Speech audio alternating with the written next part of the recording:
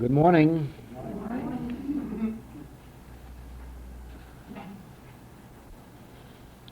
We are learning that one touch of the God experience is worth more than many books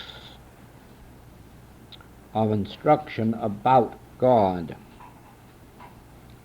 And we are at that point of the infinite way unfoldment where only the experience of God is going to benefit us or accomplish the work that is given us to do in revealing what the realization of the presence of God can do for others in their experience. Probably by now you have already come to agree that this world is living without a God. It is living not without a belief that there is a God. No. There are very few people who do not believe that there is a God. But that the world is living without a God. One can believe in the ability to reach the moon, but one cannot reach the moon at this particular moment. And even believing in it won't accomplish it. There must be an actual experience of bringing through those things that make for the possibility of such a trip. So it is, this whole world, or most of it, believes in God or believes there is a God. But very few people in the entire history of the world actually have a God, actually have the activity of God in their experience, actually have God at work in their affairs.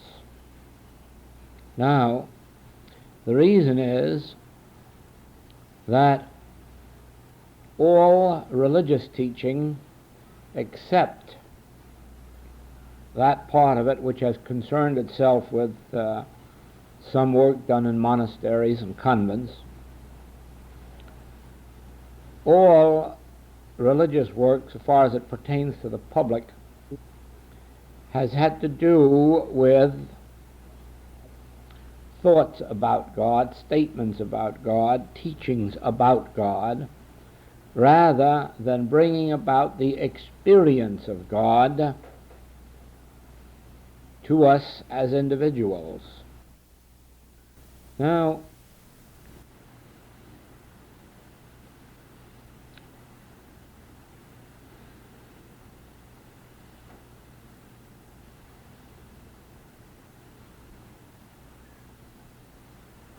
it was the experience in the healing work that showed me conclusively that believing in God, or knowing about God, in fact knowing all the truth there is to be known about God, is of no spiritual value, although they may be steps leading up to spiritual demonstration. But I learned actually that it was only when a spiritual experience took place in me that a healing took place in the outer. And so it is that in the years that have gone by since, I have learned that as I have had a spiritual experience within, I have experienced something of harmony in the without, for myself and for others. Then, as time went on, I learned that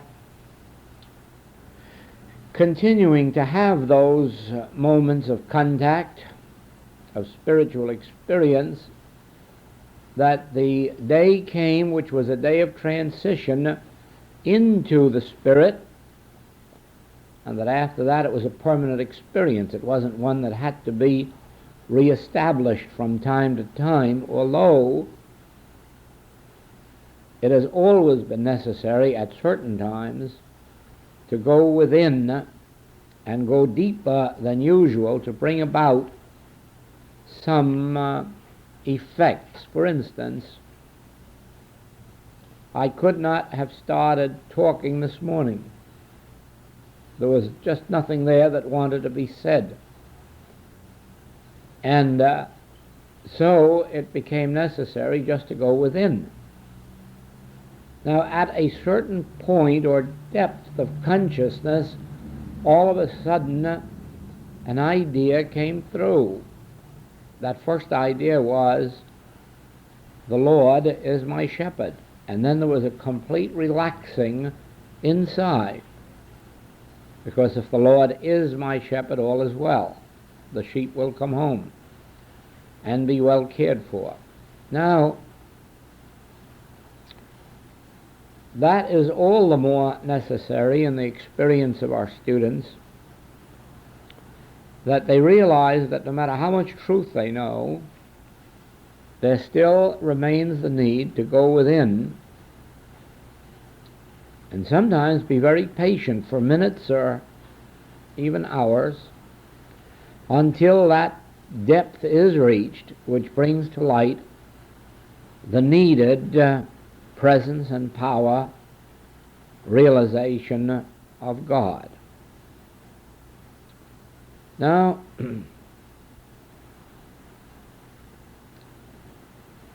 several times the subject has been broached from others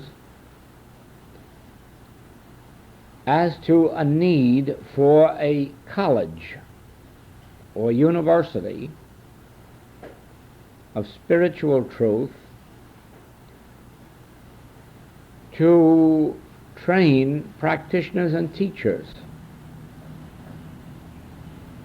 And the answer to that is this: it is an impossibility. There is no way in any length of time of turning out a class of either practitioners or teachers, no matter how much time you allow, even a 5-year course,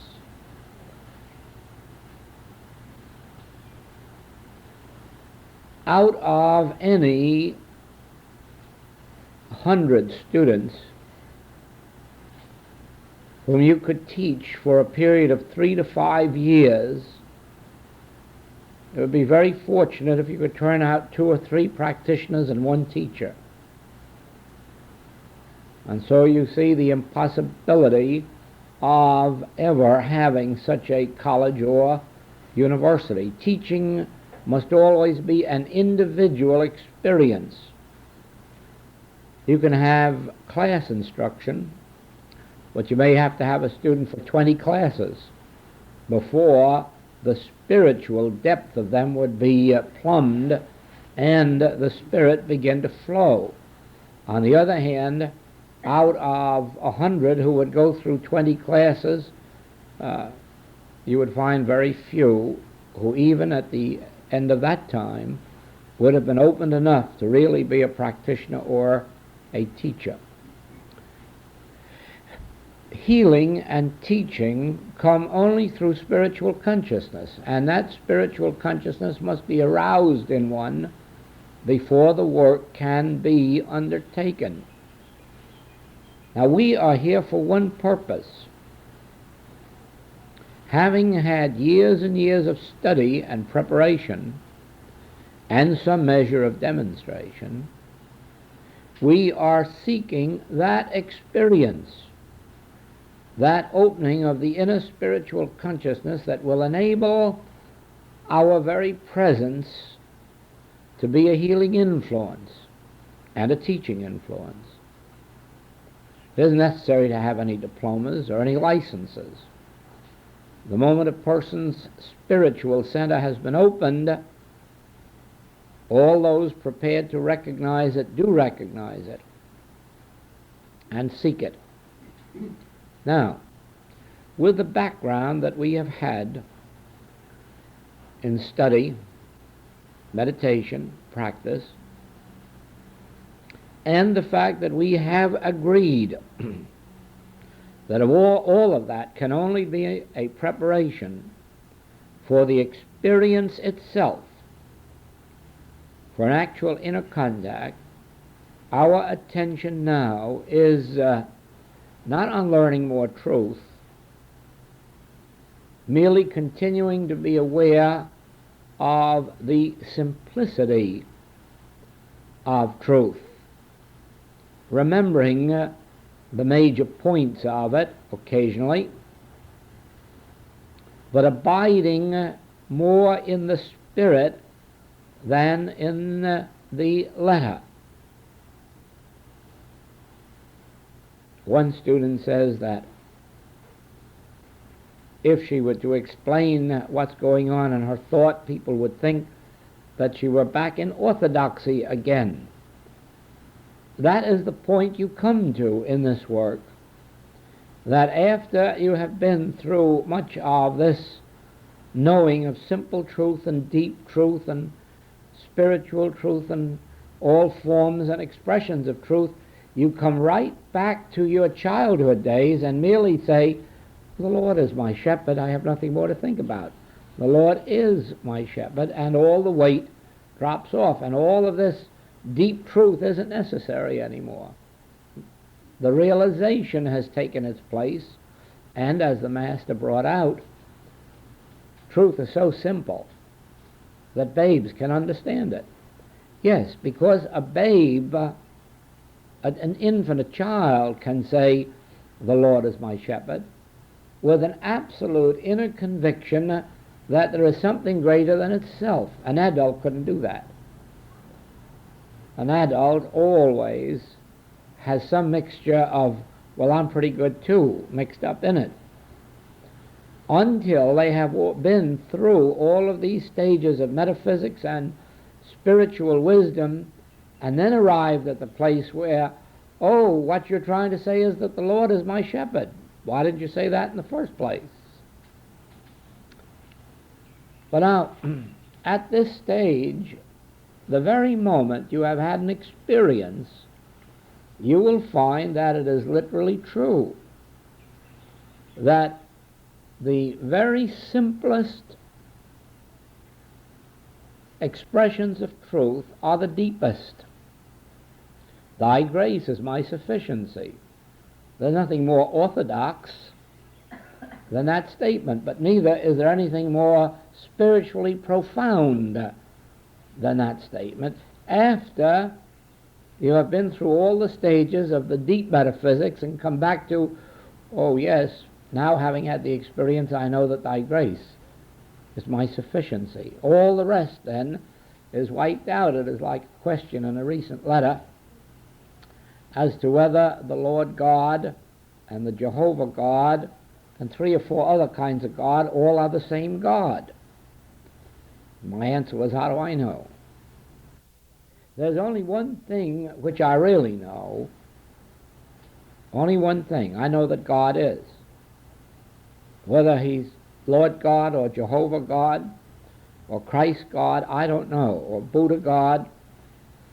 I don't know anything about those things. I merely know that God is. That has come to me with such a deep inner conviction that even though I missed the way on the way, I still must affirm there is a God. God is. And God is at hand, closer than breathing, nearer than hands and feet. That I'm aware of. Any lack of demonstration on my part would never change the fact that I have and always know God is. Now, I don't pretend to know what God is or how God operates.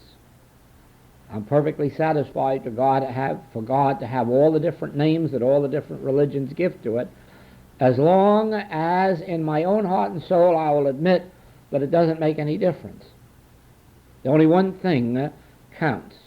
God is.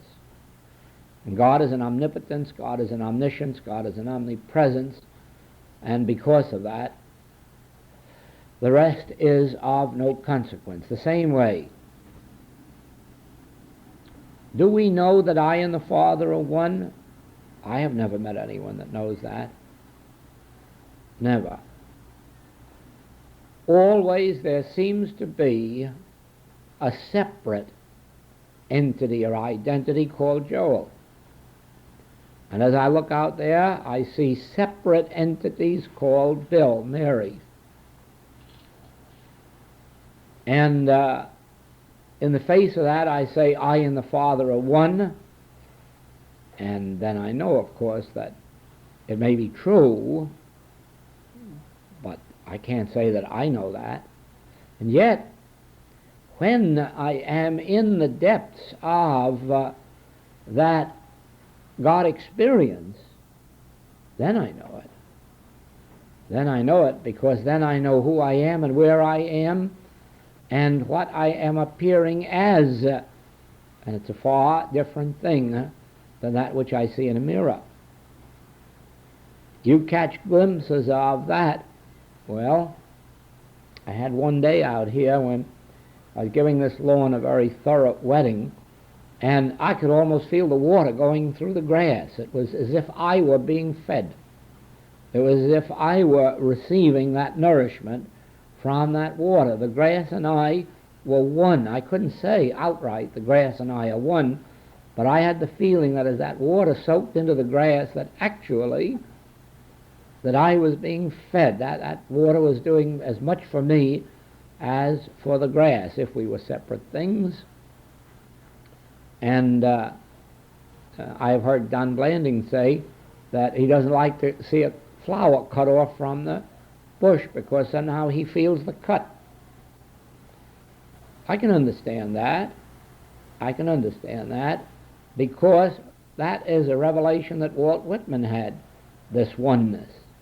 And when you feel yourself to be a blade of grass or a flower, then anything that happens to it happens to you too. And another mystic has brought out that everything that happens to anyone on the street is actually happening to us if we but knew it. Now, those aren't things that can be said or known with the intellect. You can repeat them because Walt Whitman said them, or Don Blanding experienced them, or Joel Goldsmith had it, but that's a far thing from feeling it, realizing it, and living it. The living of it comes with the experience itself. Now, in our meditations, and more particularly in your meditations at home, give more concern to the experiencing of God than to thoughts about God.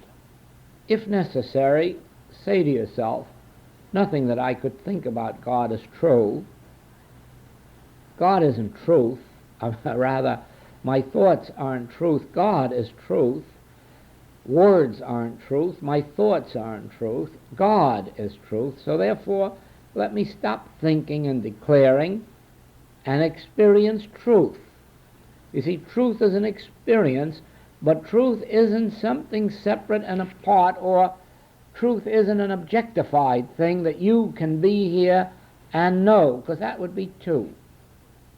And so it is, even though in our sessions here there's more talking than there should be, only because it seems vital to bring these different points to light. In our meditations, there should be longer periods of realizing that this truth that I'm thinking, this truth that I'm knowing, this truth that I'm reading, isn't really the truth. It's only truth when I'm experiencing it within. And then be patient. Even though you meditate a few minutes and stop. Go back and meditate again a few minutes and stop. Go back and meditate again a few minutes and stop, until you do reach that point of experience, because that is what we're really waiting for. You see, just as we all know what the sunshine will do for our gardens, and therefore we build our gardens so as to get them into the sunshine where they can avail themselves of it, on a much greater scale, God can bring peace on earth. The actual demonstration of God can bring harmony and grace on earth. It isn't going to come there through changes of political parties. It isn't going to come there through human organizations, but it can be brought here by the specific and conscious realization of God. Every time we experience it, we are loosing God on earth. And that God goes before us, goes out into this world to do its mighty works. Without someone experiencing it, God is not on earth. In other words, there has to be a Jesus walking up and down the Holy Lands in order to bring the healing presence and power to the Hebrew race. There had to be a Moses before him. There had to be a Moses, or the Hebrews would still have been in their slavery in Egypt. It didn't have to be that particular man. It could have been somebody else with that same realization. There had to be a Mary Baker Eddy to restore spiritual healing to the world. It did not necessarily have to be the Mary Baker Eddy who lived in New England in the 1800s, but if it weren't she, it would have had to be some other she. There had to be a concrete woman on earth in order to restore, or man, to restore spiritual healing to the world, because there was none on earth at that particular time. And so far as we know, there would have been none now, because there hasn't been an original revelation since her day. Everyone has stemmed out from that basis of her original teaching. So far as we know, nobody on earth has been given the grace to restore spiritual healing to the earth in this age except Mary Baker Eddy. The rest have just stemmed out from that beginning, just as all of the Christian teaching stems out from Jesus Christ. Of course, after Jesus Christ, you have a John and you have a Paul, and then later on you have Fox and you have Luther and you have all the rest of these Western mystics. And but there is no indication that any of them would have brought this to light had there not been that particular unfoldment which was given to the world by Jesus Christ. So always there has to be Christ manifest as Jesus, or Christ manifest as John, or Christ manifest as Mary. There has to be an individual giving expression to Christ in order for Christ to be available to the world. Now then, when you are ill and turn for help, there has to be Christ manifest as a practitioner or teacher in human form in order for you to benefit by that, unless you are one of the very, very rare souls on the face of the globe who came here with direct contact with the source. There are some. There are not many. For the rest of us, it was necessary, when we were seeking help, that we find an individual sufficiently imbued with the Christ as to make our healing evident.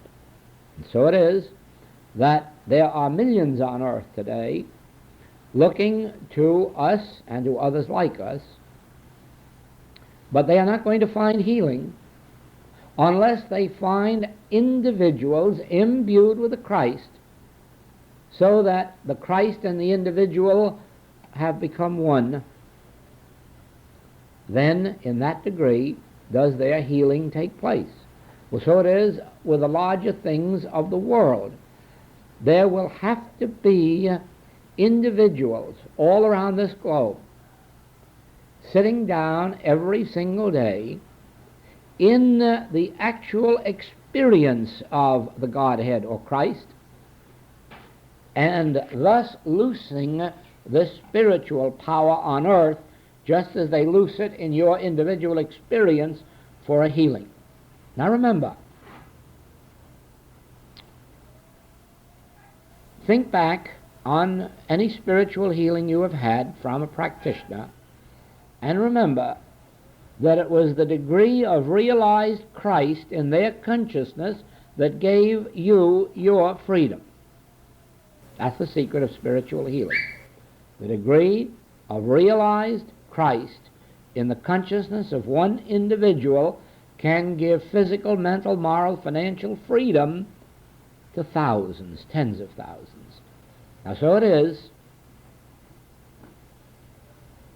The degree of realized Christ in your consciousness is the degree of harmony that is brought into your body, into your business, into your home, and into your community circle, friends, families. Not that everyone will be receptive and responsive to it.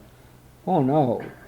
Jesus had to find out, sadly enough, that even some of his own disciples couldn't be receptive and responsive to the Christ. So let us not believe, nor could his mother, nor his brethren.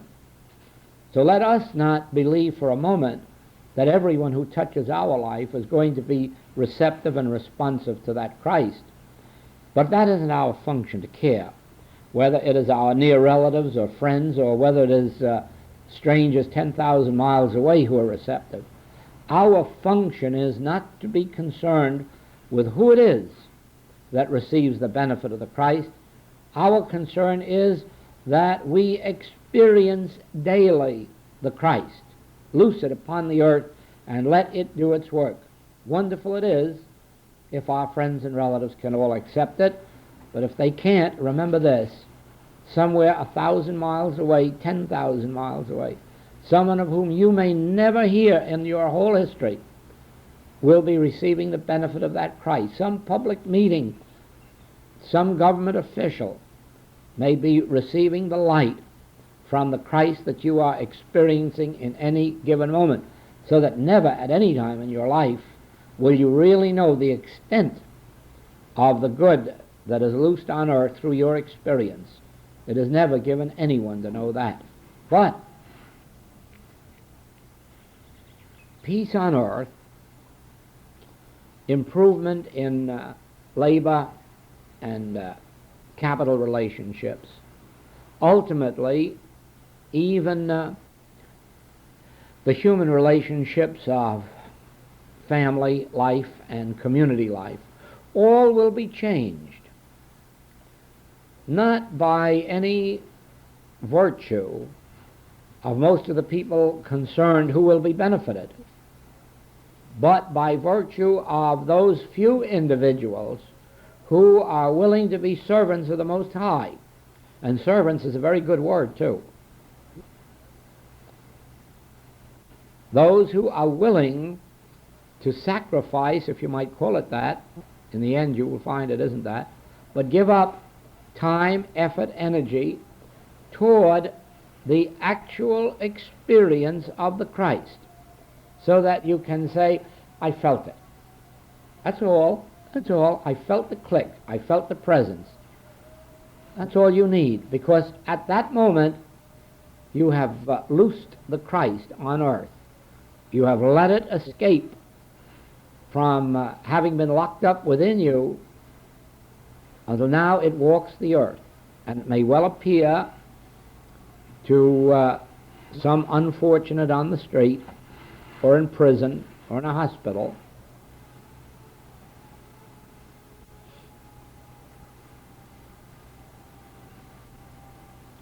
So I'm stressing, this is for all of our students, wherever they may be, that at this point of our unfoldment, it is necessary not only for our own good, but for the work that is given us to do in the world, that we understand ourselves to be a spiritual underground, that we understand that it is our function every day to realize the presence, power, activity of the Christ, realize the very feeling of the presence, and then let it go and be about its Father's business, wherever that may be, in whatever way. You can be assured of this, that Christ will overturn and overturn and overturn until he come whose right it is, until justice appears on earth, until equity, fairness, integrity, until spiritual demonstration appears on earth. The Christ will overturn and overturn and overturn, and we won't always like that overturning, because we will not always understand it. We will see forms of error that we will really believe to be error, when in fact it is the Christ overturning. So it is our function to function as a spiritual underground, not merely for the benefit of our own lives, because our lives are relatively unimportant. Our lives at this particular point can't be of any importance in the human world. There is very little left for most of us of any human good that could come that would be of too much importance. So the only life we have to live now is a spiritual existence, which would certainly not be for our own good, but for whatever good could come through the realization of Christ on earth. You see, you cannot imagine the Master turning stones into bread because he was hungry. You cannot imagine the Master doing anything in his ministry for the purpose of adding name or fame or glory or riches to himself. Nor can you imagine anyone doing any of those things at this stage of our unfoldment. In other words, what is it that you individually want out of life? And if your answer is that you want something for yourself, then you are not listening to the message of the infinite way.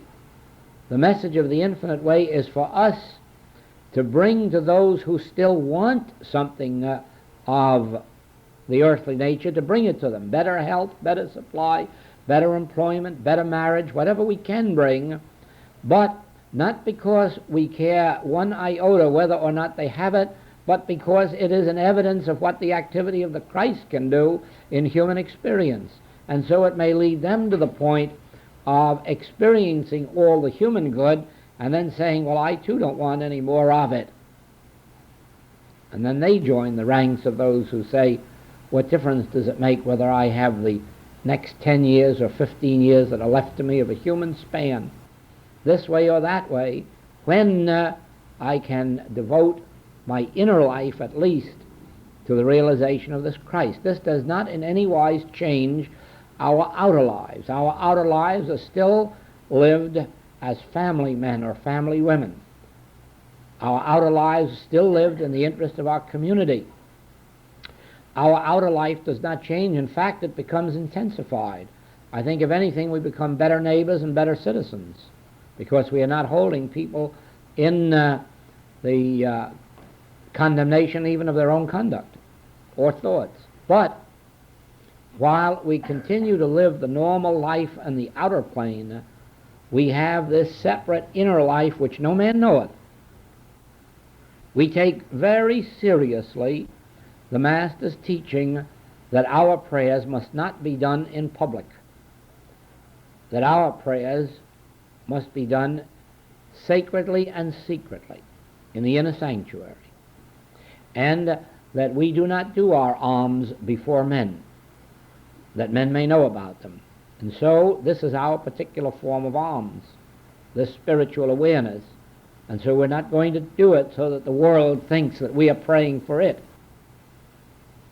No.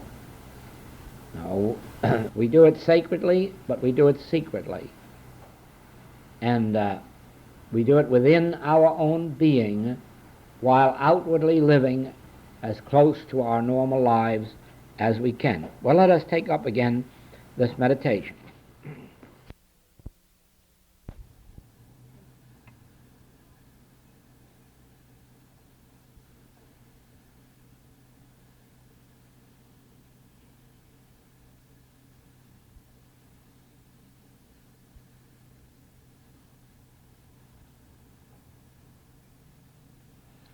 I was just struck like a bolt of lightning with this idea of not mistaking human good for spirituality and not depending on external activities for the inner grace that produces harmony in our experience. Recently, a magazine came to me which had for its main theme the preservation of animal life, the idea of not destroying insects, the idea of not eating meat, not wearing furs. And of course, from a humanitarian standpoint, these are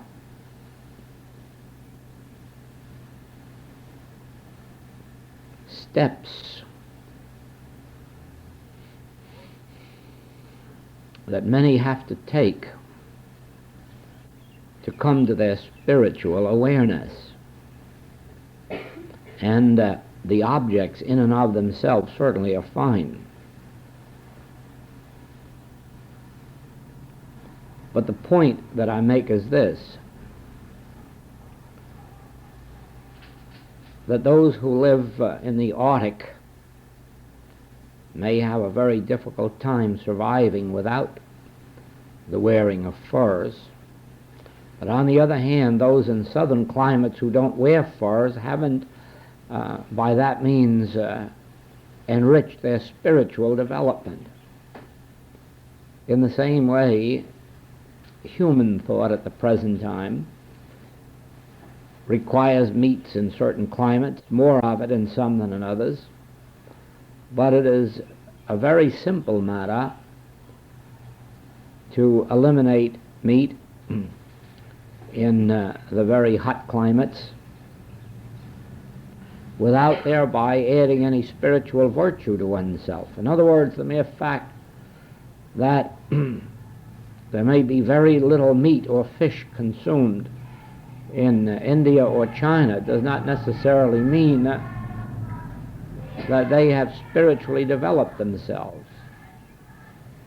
Now, the object of all this is good and is right. The day will ultimately come when all of us will find it unnecessary to live even humanly, even physically, by the flesh of animals.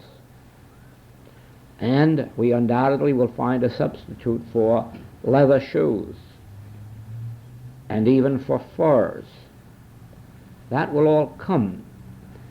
And when it comes, it will come because of the spiritualizing process that is going on in consciousness, even as today, the closer you get to a feeling of spiritual sense, the less of meat you can eat, and sometimes reach the point of being unable to eat any at all. So that this outer improvement is a direct result of an inner spiritual grace. But the point that I would like you to see is that the giving up of the meat or the furs or the leather is not the development of the inner spiritual grace, but the development of the inner spiritual grace would bring about the giving up of these other on the outer plane. Now, the reason that this strikes me so forcibly this morning is this, that at every stage of our unfoldment we are apt to reach the temptation receive the temptation to believe that something we do or think in the human realm is going to help us in the development of our spiritual awareness, whereas this isn't so. The development of our spiritual awareness is what is going to improve us in the outer plane. To stop stealing, lying, cheating, or defrauding is not to make oneself spiritual, but to become spiritual would automatically end lying, cheating, stealing, defrauding. Now, the point then is not to accept the belief that there is some virtue in an outer thing, act of omission or commission, that some sacrifice will enhance us spiritually, or the indulgence of some form of outer human living will enhance us spiritually. Spirituality is developed within our own being through the very work that we have been engaged in for these many years, the reading of spiritual wisdom, the hearing of spiritual wisdom, and the associating with those on the spiritual path. Therein lies the development of our inner spiritual grace, and in proportion as this is attained, the conditions of mind, body, and purse all change.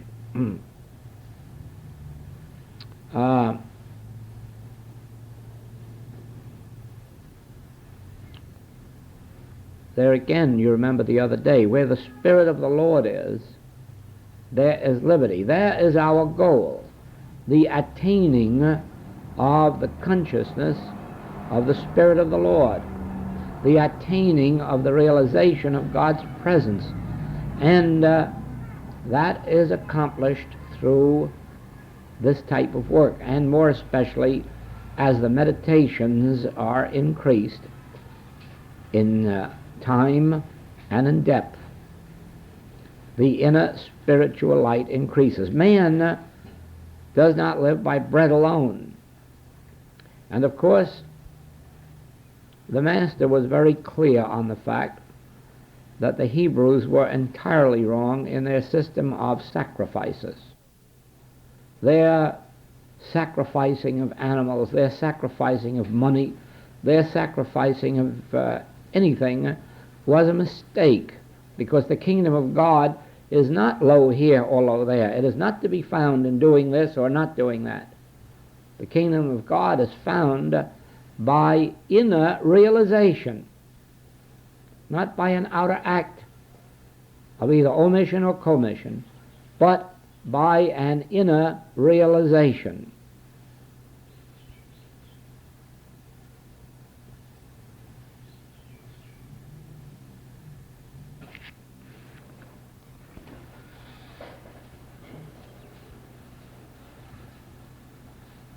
Now, let us agree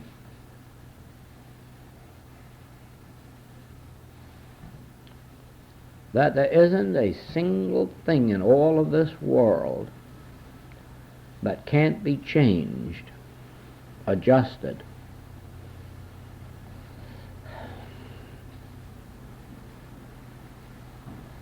by a sufficient degree of depth to our meditation.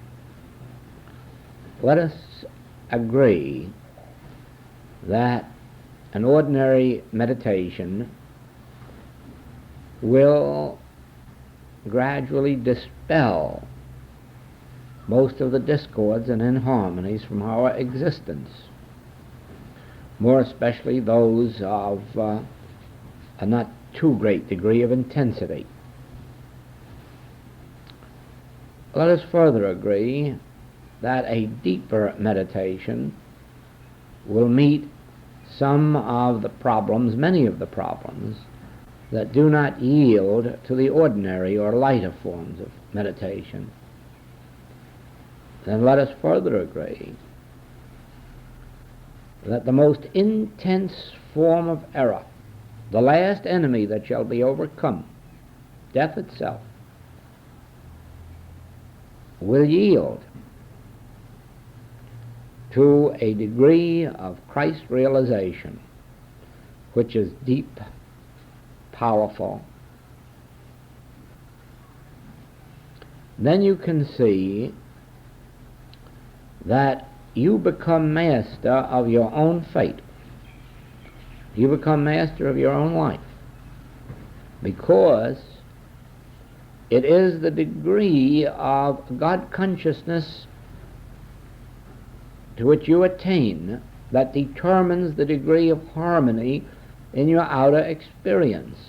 And so then it is you who determine whether or not there will be an hour here and there, or 2 or 3 hours, when the phone is cut off, when the front door is locked, when nobody is home to the external world, and when in which you are determined that I will contact this inner presence and power. I will get sufficiently still inside that it can take over and breathe through my lungs, live through my body, live my life's experience until I can say with Paul, I live, yet not I, Christ liveth my life. Now, Christ is the Spirit of God in man. And as the Master has told us, it is within you. But it is deep within you. The Master said the way is straight and narrow. Few there be that enter. Because these hundreds of generations of human experience have so far separated us from this inner contact that we cannot go back now easily and make the contact. And so it is that it takes patience on our part, endurance on our part, a determination, after that we have known that Christ is the answer to our problem, that we will stand by faithfully in our meditation until Christ, the activity of God in human consciousness, is touched. Now,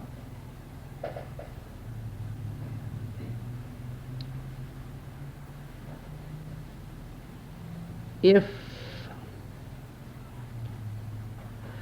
the realization of God becomes an important way of life to us, then of course what the world calls a sacrifice of time or effort isn't a sacrifice at all, but a pleasure, just as the years spent in studying music or art are not looked upon by the musician or artist as years of sacrifice, but rather years of devotion to the attainment of the gift. So with us, the gift we are seeking is the actual experience of Christ, the actual living in God. We live and move and have our being in God, do we? Certainly not. As human beings, we do live and move and have our being in God after that we have attained it, after that we have touched it. And so it is the years necessary to the study, the practice, the meditation, are not years of sacrifice, but years of devotion to that which is our goal in life. This would not apply to the student who has turned to truth merely for the solution of human problems. And that is why we do not speak this language to the student at that point when they are merely seeking a solution to their human problems. We speak rather on their level of consciousness, in the same way that the Master healed the sick, raised the dead, preached the gospel, gave them the Sermon on the Mount as a way of life, gave them the golden rule as a way of life. But To the disciples, he went further. He showed them the healing principle. He took them to the Mount of Transfiguration to show them the hidden mysteries of the spiritual universe. And he expected of them that they had left their nets, that they had left their human desires for human fulfillment, that they had left the goal of just money-making for money-making's sake, or fame for fame's sake, and that their whole heart and soul and mind was centered in the hidden mysteries. Now, you perhaps read in yesterday's newspaper here of this man who was visiting in Hawaii and who was interviewed, who was present at the opening of the manuscripts that were found in the Dead Sea. And as a matter of fact, those manuscripts are going to change the whole of the religious life of the world. Every church, Christian church, will have to change its teachings as a result of those manuscripts, because here are these manuscripts already authenticated by universities, by scholars, and revealing that much that the church is teaching isn't true,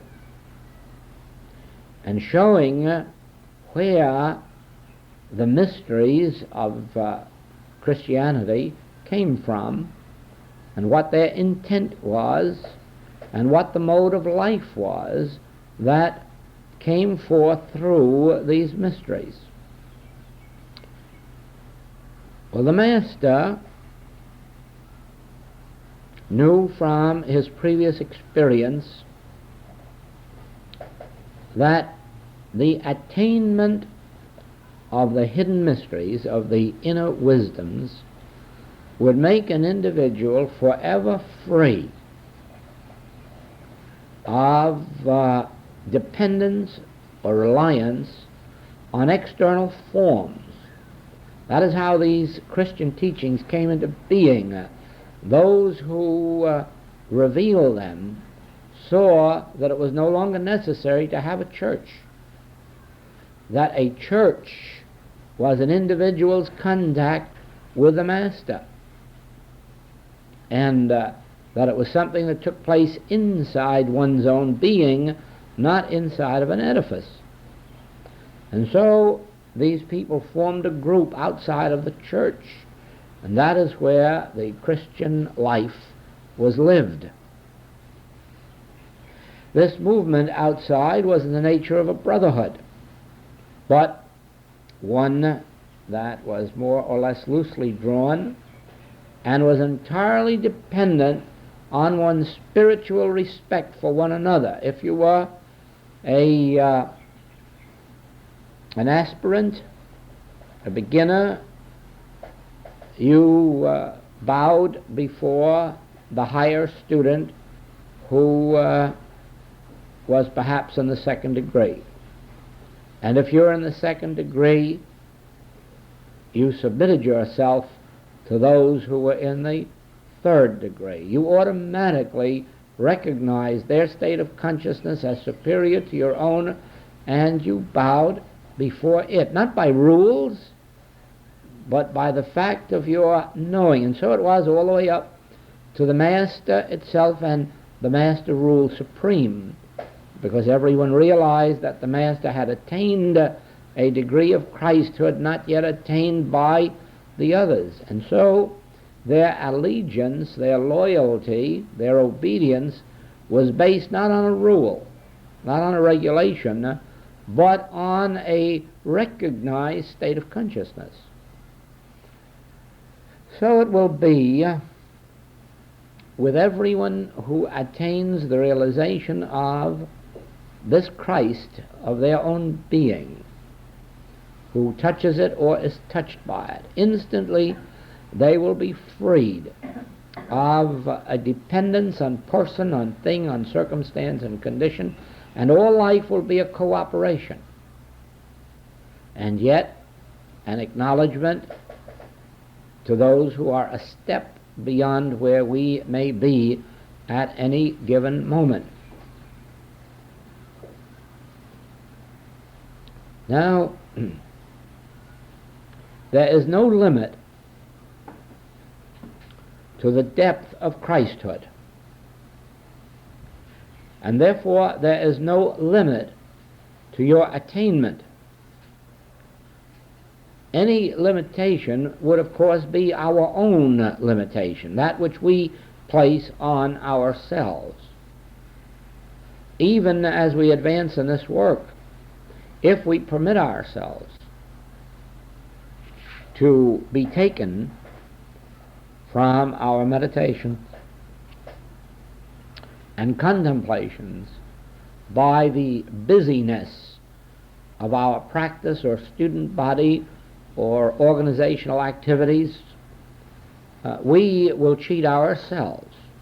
Regardless of the amounting of the outer activity, we must limit that by consciously removing ourselves from that activity for long enough periods to abide in our spiritual stillness. No one must ever allow their outer activity to grow to such an extent that it deprives them of their hours, days, weeks, and months of inner unfoldment. It is a very simple thing, after one has touched the center, to find their outer activity so great that the matter of gaining a fortune or fame is almost as simple as a twist of the wrist. But it is an indulgence in material prosperity, and it would soon take from us the spiritual gift which is worth far more than that which we would give up by not permitting the outer world, not even the outer spiritual world, to deprive us.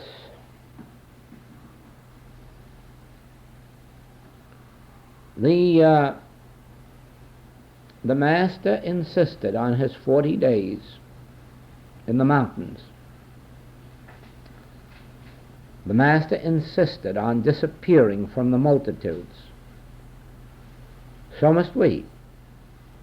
We must insist on withdrawing from our families, from our friends, from our human obligations for those periods necessary to our inner development and unfoldment, and then we must discipline ourselves, because after a while the outer world accepts us at our value, our own evaluation, and permits us to have our time alone, but then comes the temptation when we have our time alone not to use it in the way in which it should be used. And you will see that one of the most difficult periods is to go through a time such as we have this morning, with nothing active in the outer world but the entire period devoted to inner reflection, inner contemplation, inner quiet, inner stillness, and with nothing to show for it in the outer world.